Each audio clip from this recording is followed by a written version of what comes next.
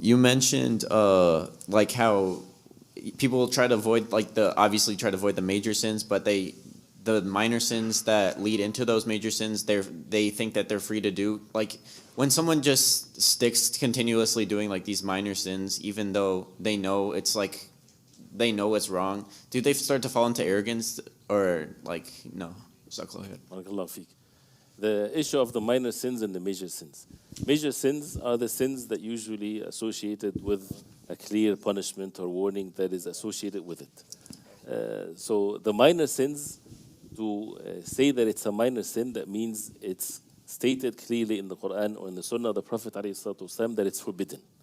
So that means we have to stay away from it. And for someone to belittle a minor sin, in one's heart, this attitude is a major sin, because a sin is a sin. And another thing is when someone is committing a minor sin, but he is having israr or persistency in committing it, no plans to repent. This israr is a major sin. This persistency in itself is a major sin. So therefore, the minor sins, if someone slipped, and commit a sin and immediately repents to Allah, or the things that is not without persistency, the 5 daily salah expiates and things of that nature.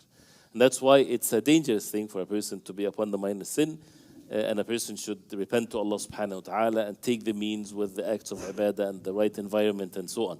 But something that is very important to be mentioned, and first of all, you said, can that lead to arrogance? Yes, if a person in his heart, what's wrong with a minor sin? It's belittling it. And using his own reason that there's nothing wrong with it or something like this. This can be a disease in the heart, which is one of which is arrogance. But we have to be clear also, as this is mentioned, to make sure that we put things in perspective to bring what is benefiting and to push away what is harmful. The ulama, one of the reasons why they mention these categories, so that we don't fall into the ways of shaitan that he try to take people even outside the fold of Islam. Someone, a new Muslim, for example, right?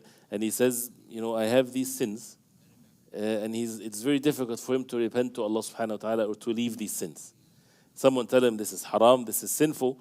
If he understands from this that he is not a Muslim, if he commits these sins, that's why these categories comes in place.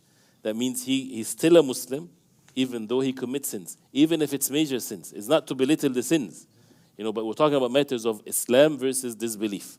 A Muslim committing major sins, and he's persistently committing it, and no plans to repent to Allah subhanahu wa ta'ala from it. He's still a Muslim.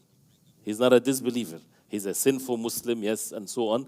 But it is not valid then for a person to say, well, that's too difficult for me.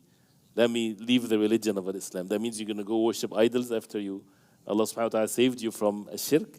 So it's to work on yourself, to love matters of obedience to Allah and to seek the means and so on, but never to allow this as a way of shaitan to give up on the mercy of Allah or to quit repenting or things of that nature. So may Allah subhanahu wa ta'ala make it easy for all of us.